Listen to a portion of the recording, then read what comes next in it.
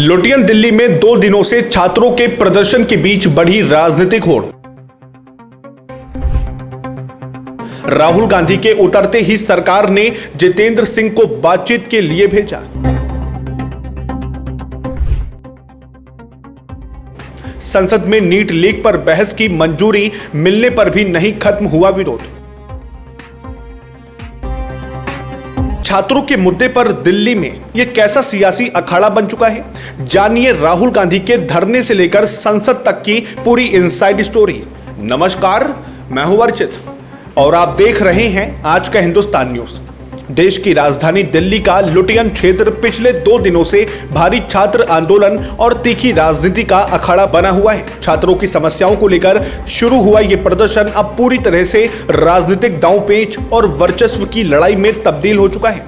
मंगलवार को जिस तरह से विभिन्न राजनीतिक दलों के बड़े नेताओं में क्रेडिट लेने की होड़ दिखाई दी, उससे ये माना जा रहा है कि आम जनता का छात्रों के इस आंदोलन से मोह भंग हो सकता है। दरअसल जब भी किसी छात्र आंदोलन में राजनीतिक चेहरे हावी होने लगते हैं तो जनता उससे दूरी बना लेती है, क्योंकि लोग इसे चुनावों से पहले की सियासी लड़ाई मानने लगते हैं। हालांकि सत्ताधारी सरकार के सहयोगी दलों और अंदरूनी हलकों में यह गंभीर चर्चा भी तेजी से छिड़ी हुई है कि अगर शुरुआती दिनों में ही प्रशासनिक तथा राजनीतिक स्तर पर अधिक सक्रियता दिखाई जाती तो शायद ये आंदोलन इतना उग्र रूप धारण नहीं कर पाता।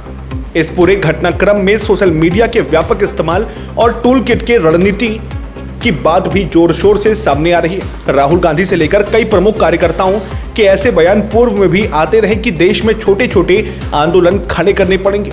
यहां तक कि इंडी गठबंधन की आंतरिक बैठक में भी राहुल गांधी ने यही रणनीति सुझाई थी। मंगलवार को जब राहुल गांधी और कांग्रेस के वरिष्ठ नेता अलग से धरने पर बैठे तो सरकार ने तुरंत एक्शन लिया। प्रधानमंत्री कार्यालय में राज्य मंत्री जितेंद्र सिंह को फौरन बातचीत के लिए भेजा गया और संसद में नीट लीक संवेदनशील विषय पर विस्तृत चर्चा कराने की सहमति भी दी गई। इसके बावजूद गतिरोध पूरी तरह से खत्म नहीं हो पाया। आगामी समय में उत्तर प्रदेश और पंजाब जैसे बड़े राज्यों में विधानसभा चुनाव होने वाले हैं। प्रदर्शन में उत्तर प्रदेश के युवाओं की बड़ी भागीदारी को देखते हुए सपा, आम आदमी पार्टी और कांग्रेस कोई भी राजनीतिक मौका हाथ से जाने नहीं देना चाहती। सोमवार को केंद्रीय स्वास्थ्य मंत्री जेपी नड्डा और सीजेपी प्रतिनिधिमंडल की मुलाकात के बाद लगा था कि आंदोलन समाप्त हो जाएगा, लेकिन कुछ ही समय बाद शाम होते ही प्रदर्शनकारी फिर जंतर मंतर पर एकत्र हो गए। स्पष्ट है कि राजनीतिक दल इस मुद्दे को शांत नहीं होने देना चाहती। फिलहाल आपका इस खबर को लेकर क्या विचार है, अपनी राय कमेंट बॉक्स में जरूर साझा करें। लाइक करें, शेयर करें और सब्सक्राइब करें आज का हिंदुस्तान न्यूज को। फिर मिलते हैं एक और नए अपडेट के साथ, तब तक के लिए नमस्कार, जय हिंद, जय भारत।